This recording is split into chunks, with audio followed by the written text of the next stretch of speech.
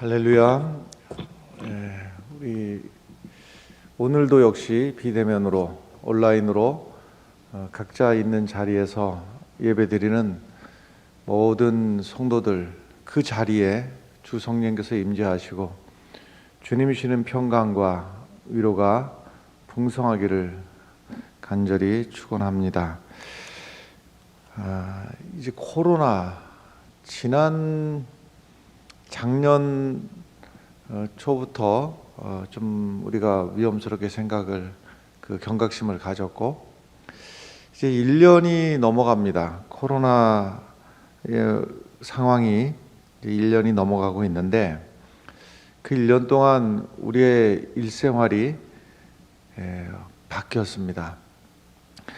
비대면이라고 하는 말을 쓰지도 않던 말인데 우리가 이제 익숙하게 쓰게 되었고 상상도 못하던 일들이 지난 1년간 일어났습니다. 우리의 자녀들이 학교를 이렇게 전면적으로 못 가거나 또 화상으로 수업을 하거나 한다는 사실 상상도 못했던 일들이었고 우리가 겪는 이러한 일들이 어느 한 지역사회 일부분에서는 일어날 것을 상상은 했겠습니다마는 전 세계가 동시적으로 이렇게 다 막혀버리고 또 서로 함께 이렇게 전 세계가 빠짐없이 고통을 당하는 이런 상황은 상상도 못했던 일들이 벌어졌는데 상상은 못했으나 더 상상을 못한 게 있었는데 두 가지인데요. 하나는 무엇인가 하면 우리가 그 전에는 신천지라고 하는 괴물 집단을 저거는 괴물 집단이야, 저거는 사단의 집단이야, 저거 엉터리야 하고 신천지에게만 우리가 손가락질을 하고 있었는데 이 코로나 상황을 겪으면서 우리 교회 안에도 얼마나 엉터리들이 많이 있는지가 다 드러나고 있는 상황입니다. 첫 번째는 우리가 신천지만 문제이고 또 신천지 같은 집단만 엉터리인 걸로 생각을 했는데 우리 교회 안에도 보면은 엉터리들이 참 많더라 하는 것이 백일하에 드러나는 겁니다. 지난 얘기입니다만은 말하자면은 기도하면 된다는 식으로다가 소금물을 입에다가 뿌리기도 하고 얼마나 엉터리들이었습니까? 두 번째는 무엇인가 하면 교회가 이 코로나 사태에 제대로 대응을 하지 못했다고 하는 사실입니다. 제일 대표적인 경우가 이웃들의 안전이나 또 이웃들의 염려를 안심시킬 그 역할들을 교회가 하지를 못했고 자신들의 논리에 빠져서 왜 우리가 손해를 봐야 되고 왜 우리가 예배를 못 드려야 되고 하는 것을 저항을 하는 과정에서 한국 교회는 지난 1년 동안에 거의 회복 불능 상태로 빠져버리고 말았습니다. 이 심각함을 우리가 알아야 됩니다. 위기라고 하는 말로써도 부족한 지경입니다. 이 코로나를 겪으면서 한국 교회가 보여준 이 미성숙한 대응 때문에 이때야말로 교회가 희생하고 이때야말로 모범을 보이고 이때야말로 너희는 세상의 빛이다, 너희는 세상의 소금이다라고 하는 것을 보여줄 수 있는 기회였습니다. 좋은 찬스였습니다. 그런데 우리는 손해 못 본다, 우리는 양보하지 못한다, 교회는 건드리지 마라, 내 기득권을 주장하는 순간에 이 코로나19라고 하는 이 1년간의 기간을 겪으면서 교회는 사회로부터 철저하게 격리가 되어버렸고 세상 사람들이 교회는 더 이상 범접하면 안 되는 이상한 집단으로 교회가 교회를 그렇게 만들어버리고 말았습니다. 이것이 코로나19를 1년간 겪으면서 교회가 봤던 손해가, 상상할 수 없는 손해가 발생을 해버린 겁니다. 예배당을 문을 닫고 예배를 못 드린 것보다 훨씬 더 큰 손해. 앞으로 이제 전도지를 들고 예수 믿으라고 말하는 일 자체가 마치 안 믿는 이들에게는 교회라고 하는 집단이 남묘호랑개교 또는 다른 이상한 이단 집단들을 우리가 봐왔던 그러한 벌레를 쳐다보는 듯한 그 심정으로다가 우리가 대했다면, 이제는 안 믿는 사람들이 교회를 그런 심정으로 대할 수밖에 없도록 만들어버리고 말았습니다. 경북에 있는 상주 기독교 선교단체 BTJ 열방센터 방문자를 통해서 신종 코로나 바이러스가 이 확진자가 전국적으로 늘어나면서 방역 당국에 비상이 걸렸는데, 그래서 BTJ 열방센터와 이를 운영하는 인터컵 선교센터에 대한 관심이 높아지고 있는데요. 코로나19가 온 나라를 휩쓸고 있는 이 상황 속에서도 방역 당국의 눈을 피해서 무슨 간첩 집단들이 모이는 그런 비밀스러운 방법을 통해 가지고 2,500명이 모여서 행사를 했습니다. 결국 상주 BTJ 열방센터로부터 감염자들이 속출하고 있지만, 코로나 확진 검사를 받으라고 하는 정부 당국의 강력한 권고도 무시하고 대부분의 사람들이 협조를 하지 않고 참석을 부인하고만 있습니다. 그곳에 참여했었다는 사실 자체를 숨기고 다른 사람들을 감염시키는 일이 자꾸 반복되고 확인되고 있습니다.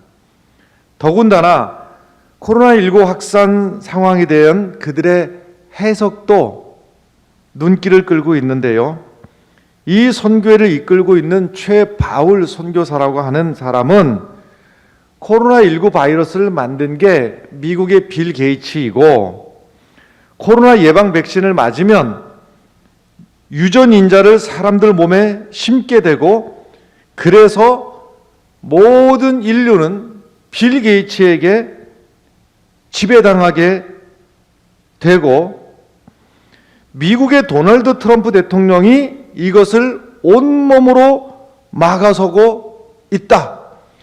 이러한 과학적이지도 않고 논리적이지도 않고 말도 되지도 않는 그러한 주장을, 물론 신앙적이지도 않은 주장을, 허무맹랑한 주장을 하고 있는데, 이 모임에 참석한 사람들은 이러한 주장에 세뇌되어서 코로나19 검사도 거부하고 있는, 그래서 이 세상을 안심시켜야 되고 이 세상에 위로가 되어줘야 될 교회가 오히려 세상을 불안하게 만들고 있고 세상에 근심을 더하고 있는 것이 사실입니다.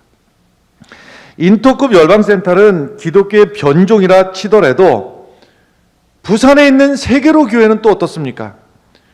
감염병 예방법 위반으로 세계로 교회가 고발을 당한 것만 해도 몇 차례이고, 세계로 교회는 부산 지역에 사회적 거리두기 2.5단계가 내려진 상황에서 지난 10일에도 교회에서 1000여 명이 모여서 대면 예배를 진행을 했고, 시설 운영 중단 명령을 받은 뒤에도 또 모여서 대면 예배를 하기도 했습니다. 교회의 입장은 같은 목사로서 이해가 안 되는 것은 아닙니다. 우리 교회도 정부 지침에 따라서 12월 24일부터 현장 예배를 전면 중단하고 오늘까지 온라인으로 예배를 이렇게 드리고 있습니다마는, 이 일이 교회 입장이나 목사의 입장에서는 너무 고통스럽고 너무 아프고 너무 힘든 일입니다. 저도 그렇습니다.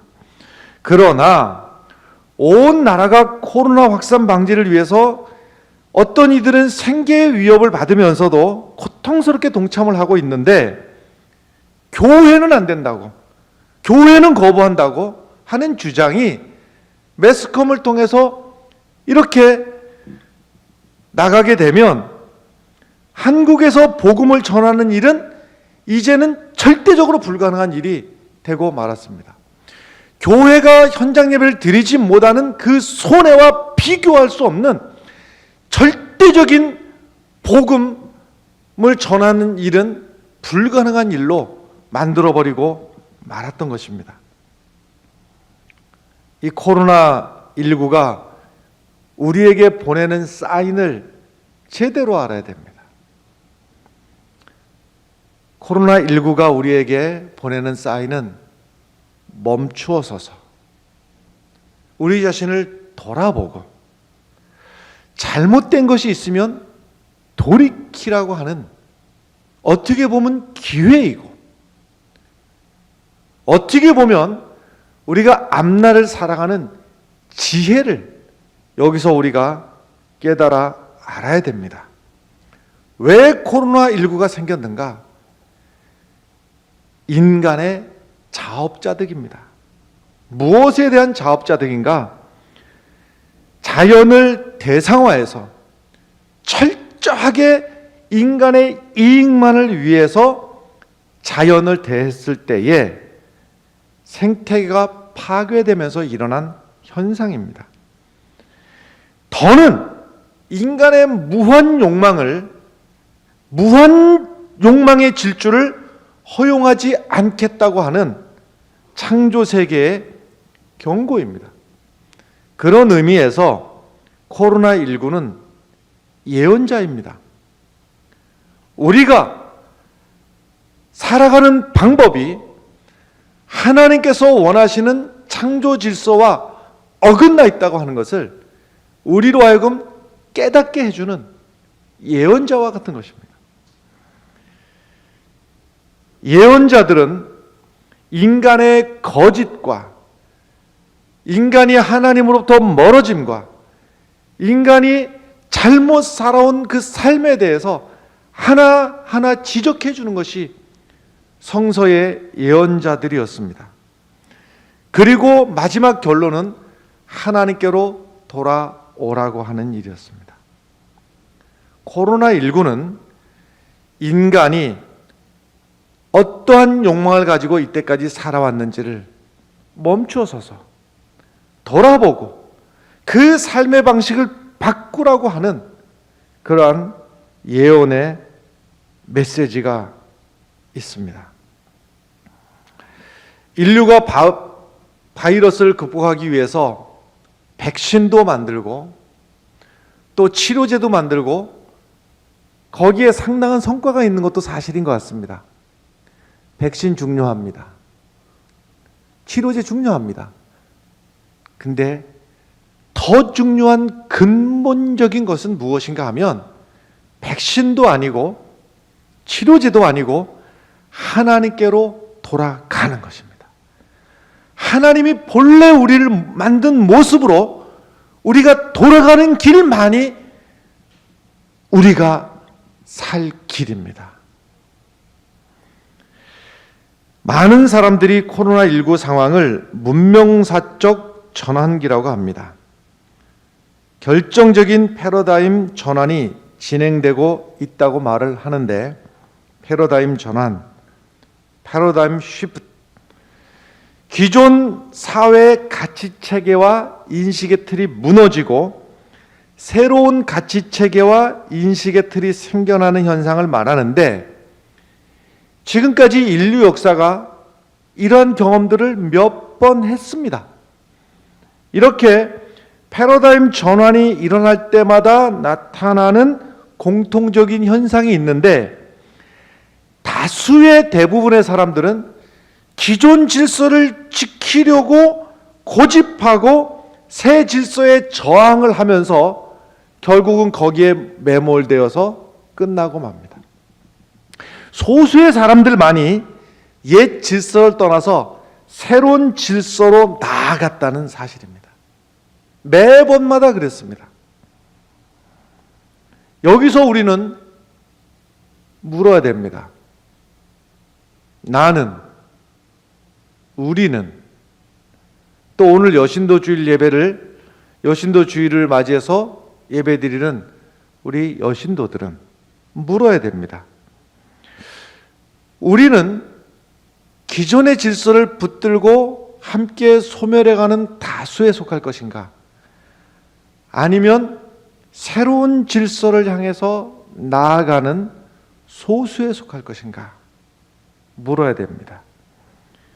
이 물음에 대해서 예레미야 애가는 5장 21절에서 여호와여 우리를 주께로 돌이키소서 그리하시면 우리가 주께로 돌아가겠사오니 우리의 날들을 다시 새롭게 하사 옛적 같게 하옵소서 이랬습니다.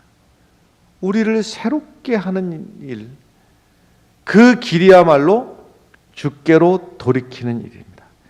돌이킴의 방향을 알고 돌이켜야 되는데요, 주께로 돌이키는 것입니다.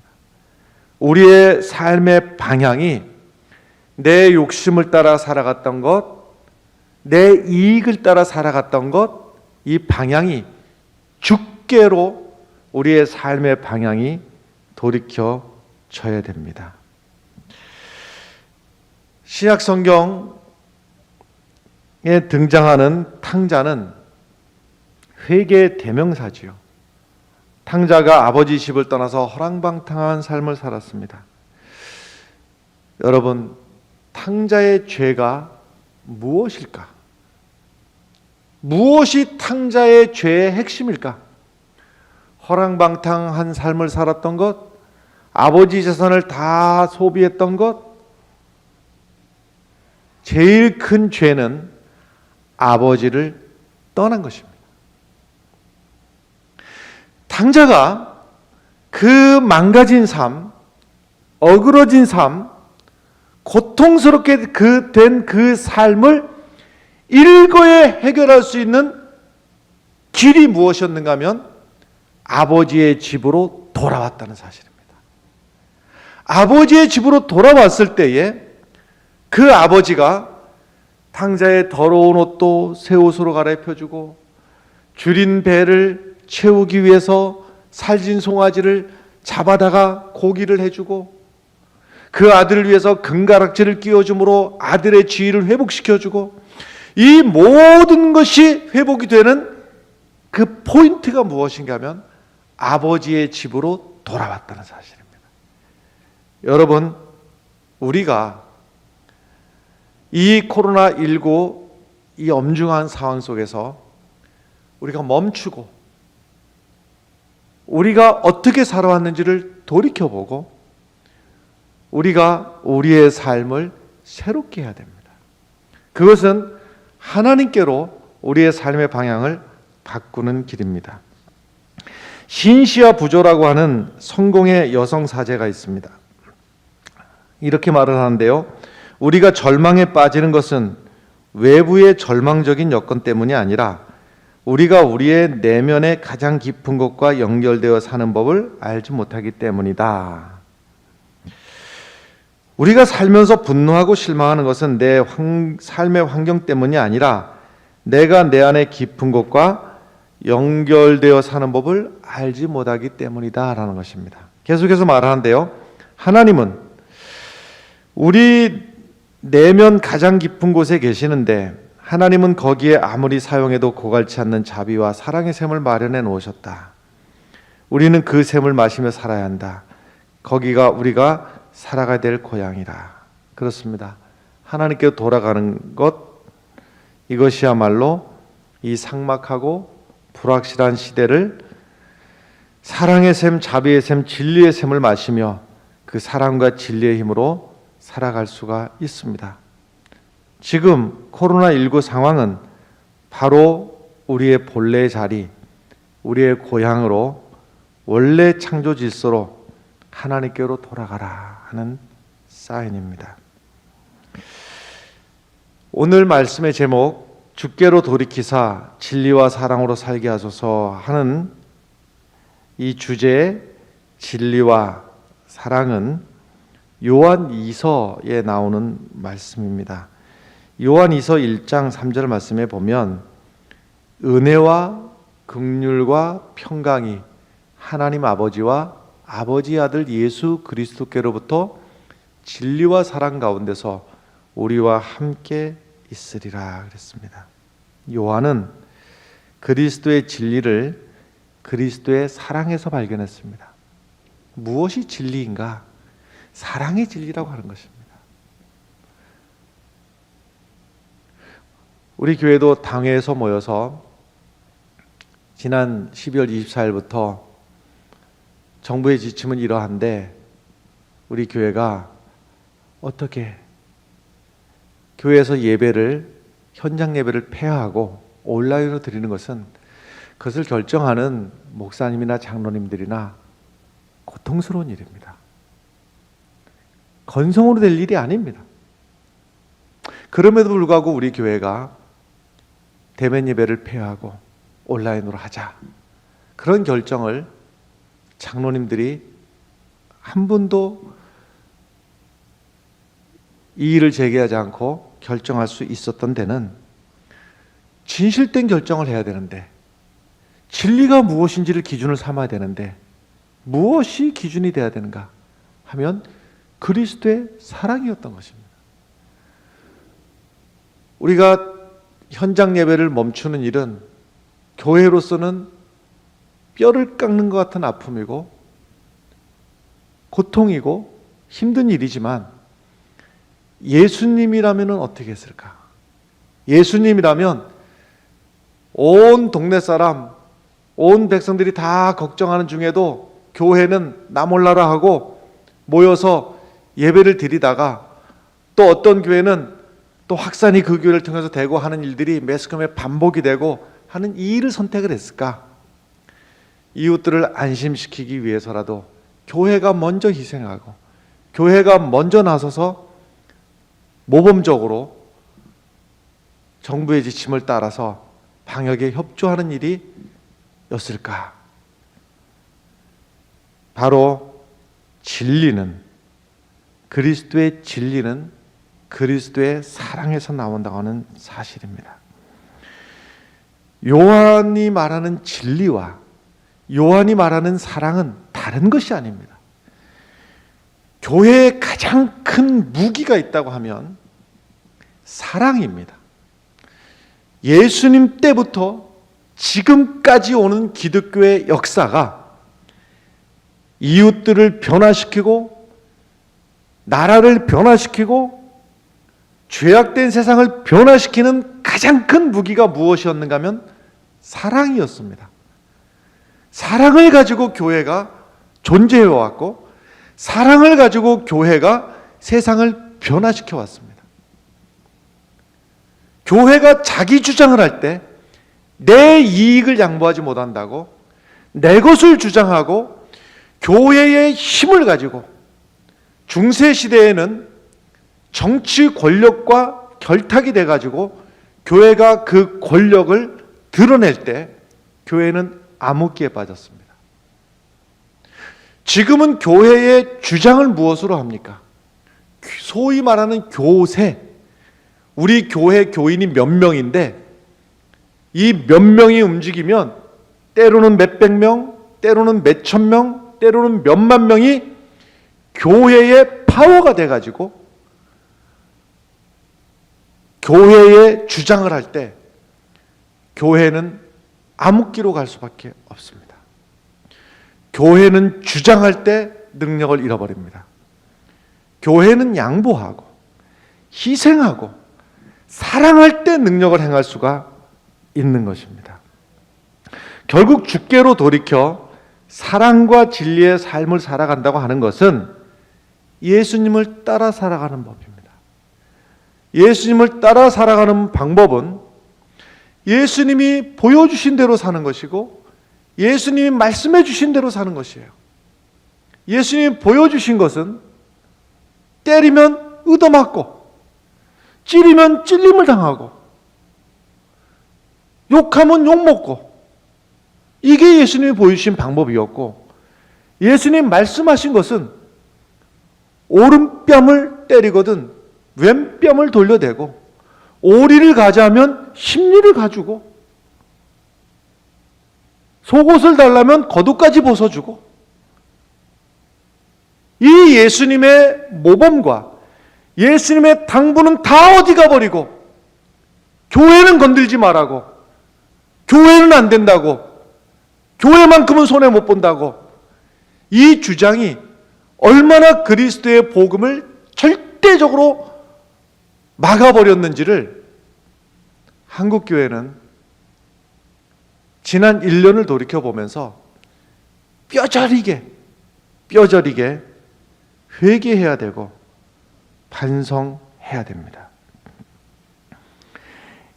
예레미야가 5장 21절의 말씀을 다시 보면, 여호와여 우리를 주께로 돌이키소서, 그리하시면 우리가 주께로 돌아가겠나이다.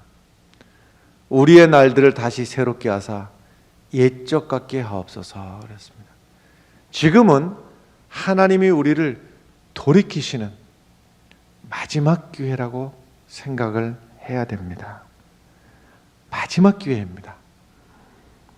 옛적 같게 하옵소서 하는 것은 옛날의 영광스러운 때를 말하는 것이 아니라 가나안 땅의 꿈을 잊지 않았던 그 옛적, 아직 하나님의 뜻을 이루려고 하는 그 꿈을 잃어버리지 않았던 그때를 말합니다. 김형석 연세대학교 명예교수이신데 작년에 책을 냈습니다. 책의 제목은 기독교 아직 희망이 있는가 하는 책인데, 이 책의 요지는 무엇인가 하면 앞으로 100년 뒤에 교회가 존재하겠는가 라고 하는 질문에서 시작을 합니다. 앞으로 100년 뒤에 지금 보던 교회가 존재할 것인가? 그래서 이렇게 비교를 하고 있습니다.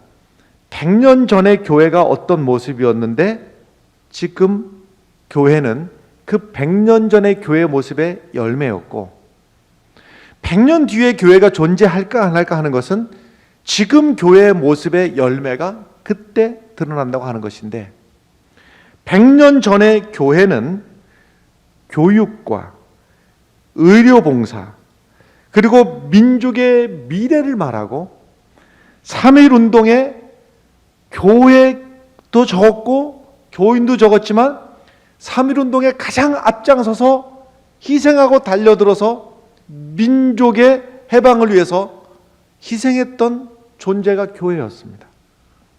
민족의 상처를 싸매기 위해서 희생을 했고, 도산 안창호, 고당 조만식, 윤동주 시인, 이런 신앙인들이 민족의 선각자로 배출됐습니다. 그래서 100년 전의 교회는 이 민족의 빛이 되었고 이 민족의 소금이 되었습니다. 지금은 어떤가? 지금 한국 교회가 이 민족의 빛이 되고 소금이 되고 있는가? 오히려 심심찮게 터져나오는 것이 교회의 비리, 교회의 엉뚱함, 이 사회 사람들이, 보편적인 사람들이 인정할 수 없는 괴상한 집단이 되어버리고 말았습니다. 교회에 여전히 김영석 교수의 기독교 아직 희망이 있는가에 나오는 내용인데요, 교회의 사회적 영역은 전 세계다. 우리 같은 작은 공동체에서 큰 공동체로 확대돼서 인류 전체를 포용하는 게 기독교다.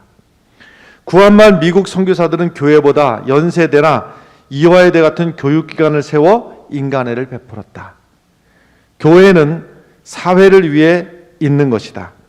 이제 이게 기독교의 정신이다. 하지만 교회가 교회주의에 빠지면 모든 사회가 교회를 위해 돌아가야 한다고 생각한다 성경에서 예수님을 교회 이야기를 한마디도 안 했지만 하나님 나라에 관한 이야기는 자주 했다.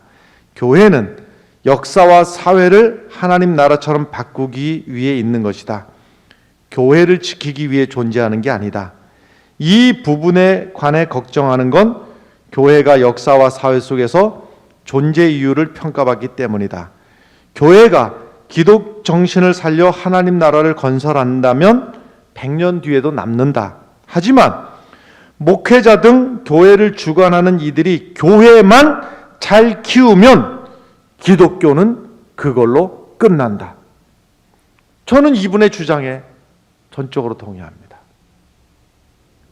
교회가 나라와 민족을 위해서, 사회를 위해서 희생한 자리에 설 때 교회는 여전히 존재할 것입니다.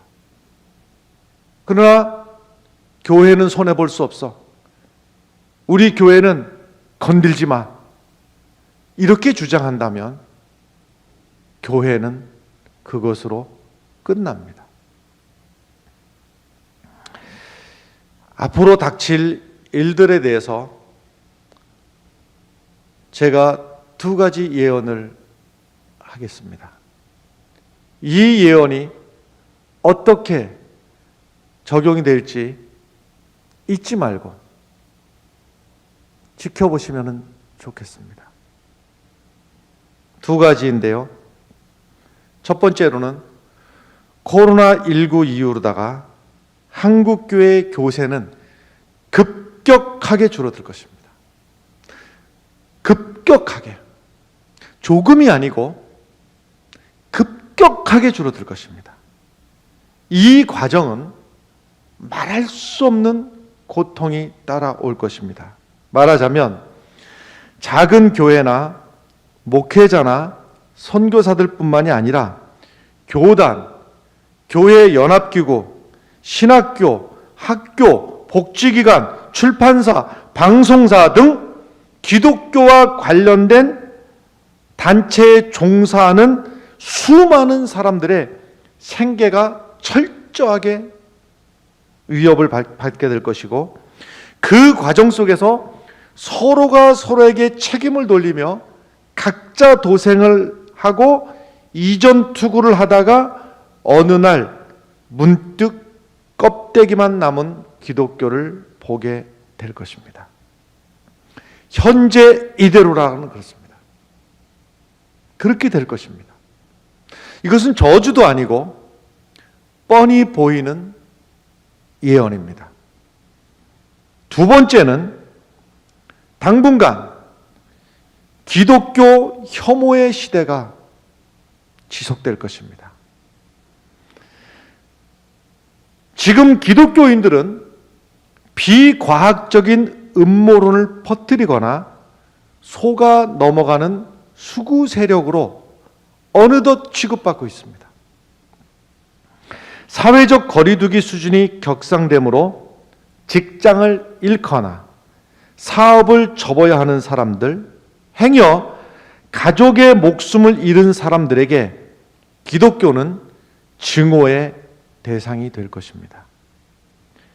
대면 예배를 드리지 못함으로 존립의 위기에 처한 교회로서는 억울한 일이지만 우린 그런 집단이 아니라고 억울함을 호소할수록 혐오의 길은 더 깊어질 것입니다.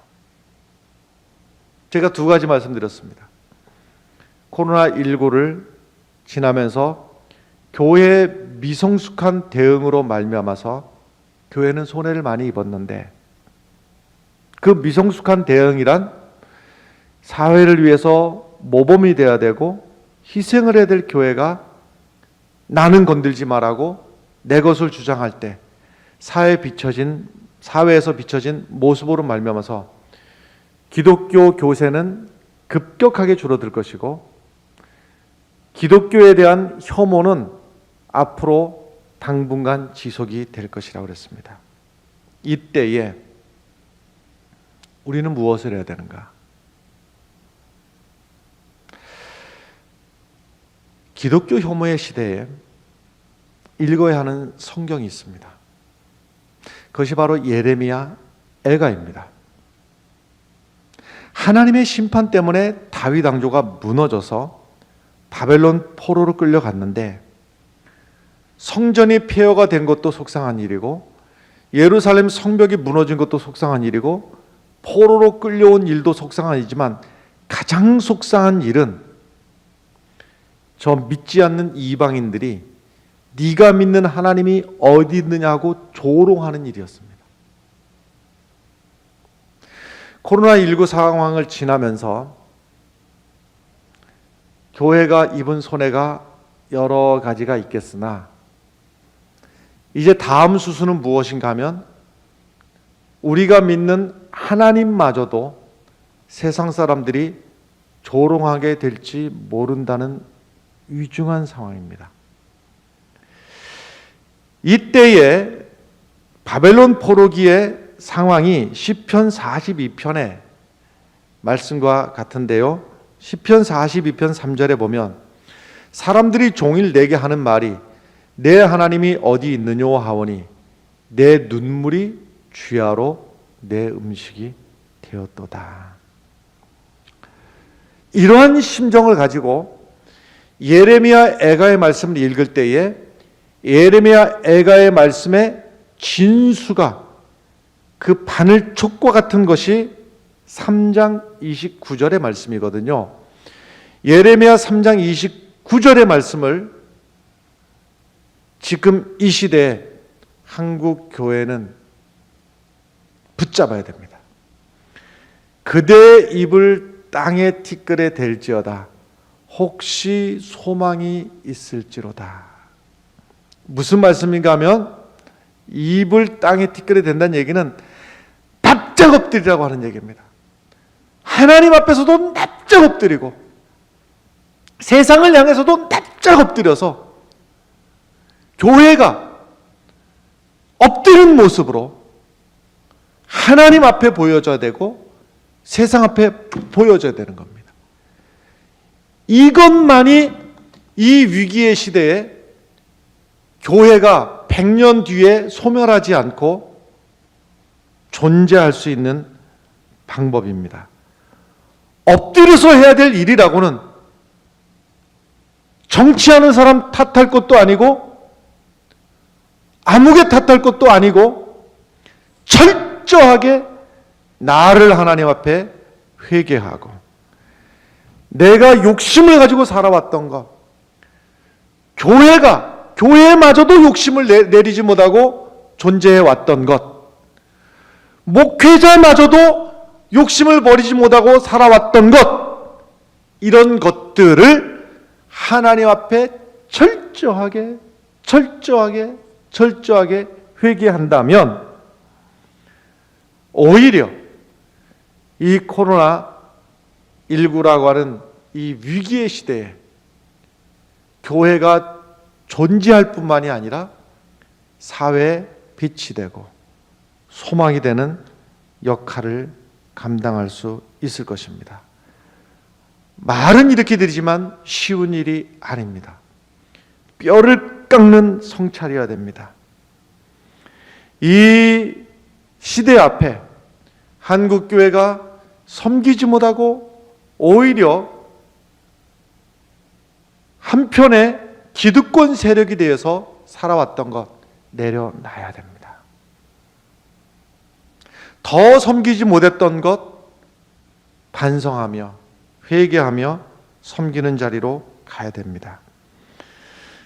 사랑하는 여신도 여러분, 그리고 흥해제일교회 가족 여러분, 또한 온라인으로 예배드리는 모든 분들, 우리는 오늘 여신도 주일을 맞아서 마음과 뜻을 모아 함께 기도해야 됩니다. 주여 우리를 주께로 돌이키소서. 그리하여 진리와 사랑 예수 그리스도의 복음을 살게 하옵소서. 이 기도가 응답되어서 우리가 하나님께로 돌이켜 살아가며 우리의 삶의 자리에 예수 그리스도의 진리와 사랑이 충만하게 나타나게 되기를 간절히 바랍니다. 기도하겠습니다.